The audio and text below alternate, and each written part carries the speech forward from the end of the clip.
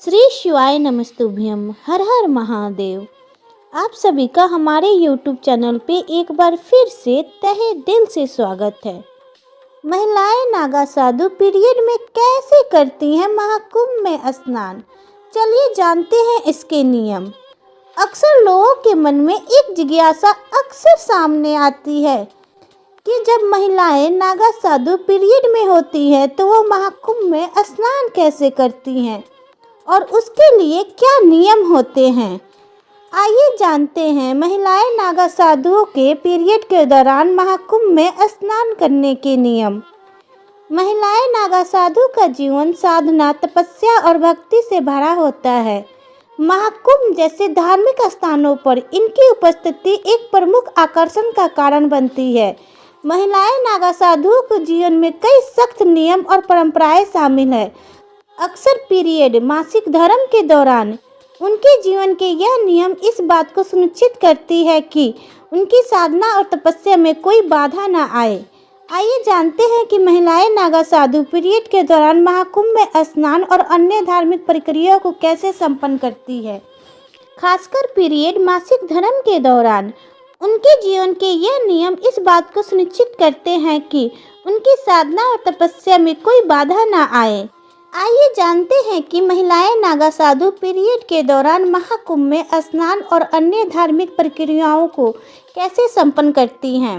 आपको बता दें कि पुरुष नागा साधु दिगंबर रहते हैं बिना वस्त्र के, जबकि महिलाएं नागा साधु के लिए विशेष नियम होते हैं जिनमें वस्त्र धारण, पूजा पाठ और अन्य जीवन शैली से जुड़ी कई बातों का ध्यान रखा जाता है। महिलाएं नागा साधु दिगंबर निर्वस्त्र नहीं रह सकती। उन्हें सार्वजनिक स्थलों पर वस्त्र पहनने की आवश्यकता होती है। उनका यह वस्त्र उनके धार्मिक आस्था और नियमों का पालन करने का प्रतीक होता है। महिलाएं नागा साधुओं को केसरिया रंग के बिना सिला हुआ वस्त्र पहनना होता है। यह वस्त्र उनके धार्मिक और तपस्या का प्रतीक होता है। इसे गंती कहा जाता है जो शरीर के चारों ओर लिपटा जाता है। इस वस्त्र के अलावा महिलाएं नागा साधुओं के माथे पर तिलक लगाना भी जरूरी होता है। महिलाएं नागा साधु बनने के लिए एक कठिन दीक्षा प्रक्रिया से गुजरना पड़ता है।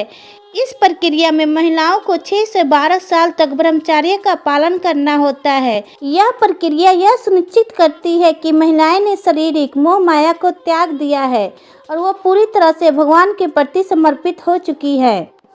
इसके बाद महिलाओं को अपना पिंड दान करना होता है और उसके सिर का मुंडन किया जाता है। महिलाएं नागा साधु का जीवन आध्यात्मिक साधना, पूजा पाठ, जप और ध्यान से भरा होता है। वो विशेष रूप से शिव, पार्वती और माता काली की पूजा करती हैं। महिलाएं नागा साधु के लिए पीरियड के दौरान कुछ विशेष नियम होते हैं। जो कोई भी महिलाएं नागा साधु पीरियड में होती हैं तो वह पूजा और भगवान को छूने से बचती है। इस दौरान वह राख शरीर पर लपेटे रहती हैं और गंगा या संगम में स्नान नहीं करती। इसके बजाय वह अपने शरीर में जल स्नान करती हैं। महिलाएं नागा साधु पीरियड के दौरान गंगा जल का छिड़काव करती हैं लेकिन गंगा में स्नान नहीं करती। इसके अलावा वह एक छोटा वस्त्र बहाव के स्थान पर लगा लेती हैं ताकि धार्मिक और शारीरिक शुद्धता बनी रहे।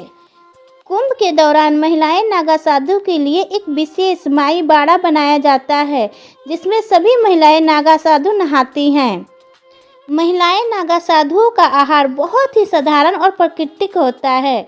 वह मुख्य रूप से कुंदमूल, फल, जड़ी बूटी और पत्तियां खाती हैं। उनका भोजन बिना पका हुआ होता है और वह शाकाहारी होती हैं।